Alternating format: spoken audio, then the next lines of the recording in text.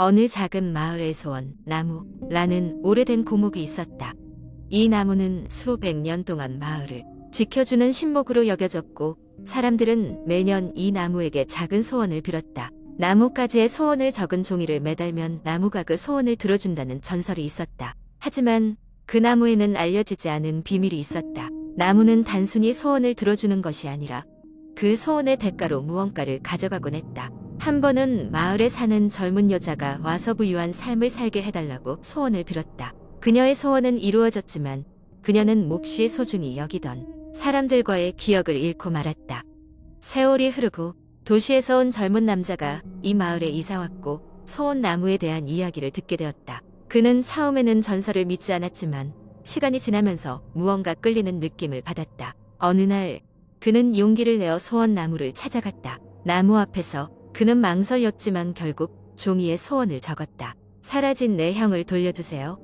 그의 형은 몇 년 전 등산을 갔다가 실종되었다. 경찰도 수색했지만 흔적도 찾지 못했고 가족들은 슬픔에 빠져 있었다. 소원을 적고 난 후 그는 나무를 다시 한번 바라봤다. 바람도 불지 않았지만 나뭇가지가 서서히 움직이는 것을 보고 깜짝 놀랐다.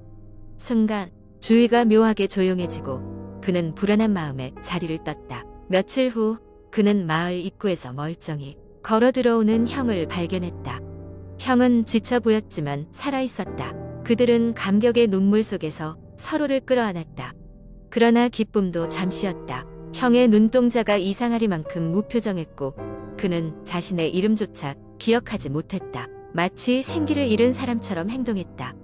그 사건 이후 남자는 점점 불안감에 시달렸다. 형을 돌려받았지만 그는 본질적으로 다른 사람이 되어 있었다.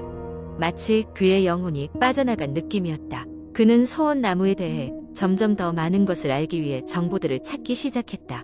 도서관과 오래된 기록들을 뒤지다가 그는 충격적인 사실을 발견했다. 소원나무의 전설은 단순한 미신이 아니었다. 나무는 사람들의 소원을 들어주는 대가로 그들의 내면에서 가장 중요한 것을 착취해갔다. 영혼일 수도 있었고 기억일 수도 있었으며 심지어는 생명 그 자체일 수도 있었다. 패닉에 빠진 남자는 형을 돌려보내야겠다고 결심했다. 그는 형을 나무로 데리고 가서 모든 것을 되돌려달라고 절규했다. 하지만 나무는 움직이지 않았다. 그는 밤새도록 나무 곁을 지켰지만 아무런 변화도 일어나지 않았다. 시간이 흐르면서 형의 상태는 더욱 악화되었고 남자는 그저 지켜볼 수밖에 없었다. 형의 눈빛은 점점 더 흐려졌고 언어를 이해하지 못했다. 결국 형은 스스로 사라져버렸고 아무도 그 행방을 알 수 없게 되었다. 남자는 절망에 빠졌지만 나무에게서 무엇인가를 느끼기 시작했다.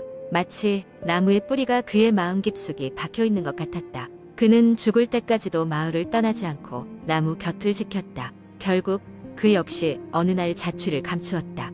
그리고 그 후로도 마을 사람들은 여전히 그 나무의 소원을 빌었지만 그 남자의 이름과 그의 형에 대한 이야기는 전설로만 남았다. 누군가가 소원을 비는 대가가 있다는 것을 아는 이는 아무도 없었다. 나무는 여전히 마을의 한가운데 서 있었고 오래된 나무 가지들이 바람에 씩씩거렸다. 마치 다음 소원을 기다리는 듯.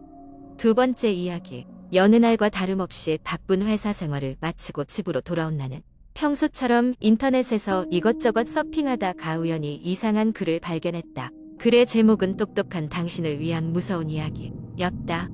호기심 많은 나는 그 글을 클릭했고 그 글은 분명히 매일 접하는 여느 공포 이야기와는 좀 달랐다. 글의 내용은 한 남자가 어느 날 친구와 함께 버려진 폐가에 들어갔다가 이상한 경험을 했다는 내용이었다. 그 집은 지나치게 퀴퀴한 냄새가 났고 뭔가 차가운 기운이 감돌고 있었다고 했다. 그들은 무언가에 이끌리듯 천천히 집 안으로 더 깊숙이 들어갔고 거기서 어두컴컴한 방을 발견했다. 그 방은 마치 오랫동안 봉인된 것처럼 보였지만 문고리는 상대적으로 새 것처럼 보였다. 그 남자는 용기를 내어 문을 열었고 입구의 바닥에 기묘한 문양이 새겨져 있는 것을 발견했다. 방 한가운데에는 커다란 거울이 자리 잡고 있었는데 거울 속에는 자신들이 비추지 않고 있었다. 친구는 이 상황이 이상하다고 말했지만 남자는 호기심에 이끌려 거울 앞으로 더 다가갔다. 거울에 가까이 다가가는 순간 불현듯 방 안에 차가운 바람이 불어왔고 방의 문이 쾅 소리를 내며 닫혔다. 그와 동시에 거울 속에서 형체가 불분명한 무언가가 서서히 나타나기 시작했다.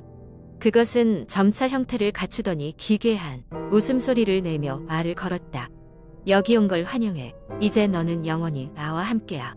남자와 친구는 두려움에 떨며 방을 벗어나려 했지만 문은 단단히 잠겨 있었다. 뜻밖에도 그들은 이상한 기운이 느껴지는 문양 속에서 발이 빠져나오지 않는 것을 깨달았다. 두 사람이 공포에 질려 탈출할 방법을 모색하고 있을 때 거울 속 형상이 더욱 짙어지며 천천히 방을 가득 채우기 시작했다. 급박한 상황 속에서 남자는 무언가 이상한 점을 발견했다. 거울 속의 형상은 자신들의 모습을 정확히 따라하고 있었던 것이다.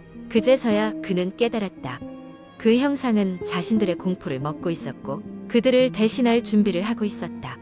그는 있는 힘을 다해 친구의 손을 붙잡고 몸부림치며 외쳤다. 우리 정신을 똑바로 차려야 해. 이곳을 기억해서는 안 돼. 이상한 형상은 그들의 말을 조롱하듯 웃었고 방 안의 빛은 점점 어두워졌으며 그들의 의식은 점점 흐릿해졌다. 그때 어디선가 비명에 가까운 소리가 들려왔고 갑작스런 빛이 방 안을 가득 채웠다. 그 순간 두 사람은 정신을 잃고 쓰러졌다. 다음 날 아침 그들은 자신들이 처음 들어왔던 방의 문 앞에 깨어났다. 이상하게도 그날 밤의 기억이 몽롱하게 남아 틀린 기억처럼 느껴졌고 그들은 어쩐지 설명할 수 없는 기운에 사로잡혀 있었다. 두 사람은 침묵 속에 그 장소에서 빠져나왔고 그 이후로도 그 이야기는 그들 사이의 금기였다. 하지만 집으로 돌아오던 길에 남자는 문득 휴대폰을 확인하던 중 그 기묘한 방의 사진이 찍혀 있는 것을 발견했다. 그 사진 속에는 분명히 자신의 모습과 친구의 모습이 비춰져 있었지만 어딘가 기이한 부분이 있었다. 거울 속 그들의 모습은 분명 그들이 느꼈던 바로 그 공포 어린 뒷모습을 찍고 있었다. 이후 그 일에 대해 묻는 사람들이 있을 때마다 두 친구는 그저 웃어넘기며 이야기했다. 아, 그건 그저 이상한 꿈이었어. 하지만 그들은 결코 그 장소에 다시는 가보지 않았고 사진 또한 휴대폰에서 사라져버렸다고 말했다.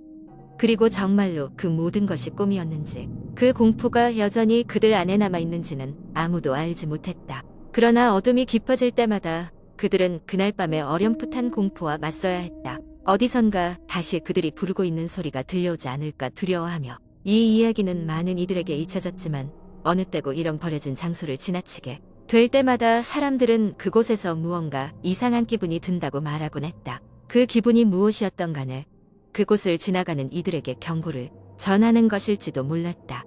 조심하라. 거울 속 형상이 너를 노리고 있을지 모른다고. 세 번째 이야기. 어느 날 대학생인 지우는 오래된 캠코더를 사고 싶었다. 저렴한 가격에 비디오 촬영을 할 수 있는 캠코더를 찾다 보니 근처 구제 물품 상점에서 하나를 발견했다. 낡고 오래되어 보였지만 당시 인기 있었던 브랜드였다. 그는 망설임 없이 그 캠코더를 구입했다. 지우는 집에 돌아와 캠코더를 살펴보았다. 캠코더 안에는 애매한 퀄리티의 오래된 테이프가 들어있었다. 호기심이 발동한 지우는 그 테이프를 재생해보기로 했다. 화면에는 어떤 낯선 집안에서의 일상이 촬영되어 있었다. 한 가족이 웃고 떠드는 모습, 아이들의 놀이, 그리고 가족의 특별한 순간들이 기록되어 있었다. 그러나 영상이 진행되면서 조금씩 이상함이 드러나기 시작했다. 처음에는 작은 소리, 주위의 환경과 어울리지 않는 속삭임 같은 소리가 들렸다. 대수롭지 않게 여기던 지우는 영상을 계속 재생했다. 그러다 어느 순간 캠코더 화면이 갑자기 깜빡거렸고 그와 동시에 음산한 울음소리가 들리기 시작했다. 지우는 순간 움찔했다. 화면 속에는 여자의 실루엣이 나타났다. 그녀는 흐릿하게 보였고 마치 무언가를 이야기하려는 것처럼 입을 떼었지만 아무런 소리도 나오지 않았다. 그러더니 그녀가 갑자기 화면 쪽으로 손을 뻗었다. 지우는 자신도 모르게 뒷걸음질 쳤다. 이상이 있는 테이프라고 생각한 지우는 플레이어를 멈췄다. 하지만 이 묘한 불안감을 떨칠 수 없었다. 그날 밤 그는 꿈속에서 그 여자를 다시 만났다. 꿈속에 그녀는 캠코더 속에서 본 그대로의 모습이었고 입을 뗐지만 무언가가 그의 귓가에서 속삭이는 것 같은 희미한 소리만 들렸다. 도와줘. 일어나 보니 이마에 식은땀이 흥건했다. 하지만 이걸 꿈이라 치부하기에는 너무 생생했다. 다음 날 지우는 친구들과의 만남이 있었지만 어두운 그림자가 드리워진 기분을 지울 수 없었다. 친구들에게 이야기를 꺼냈지만 그렇게 낡은 캠코더에서 그런 일이 벌어질 수도 있지. 라는 농담처럼 가볍게 넘겼다. 며칠 후 지우는 좀 더 영상을 살펴보고자 준비했다. 그런데 테이프의 후반부로 넘어갈수록 그 여자의 모습은 점점 더 선명해졌다. 그녀는 울부짖고 있었고 그녀의 등 뒤에는 흐릿하게 문이 하나 보였다. 문이 열리자 강한 핏빛이 화면을 가득 채웠다. 그 순간 캠코더가 꺼졌다. 지우는 전원이 나간 줄 알고 배터리를 확인했지만 모든 것이 정상이었다. 그는 몹시 불안했다. 도대체 이게 뭘까? 혹시 뭔가 위험한 녀석을 들인 것은 아닐까? 그날 밤 그는 또 다시 무서운 꿈을 꿨다.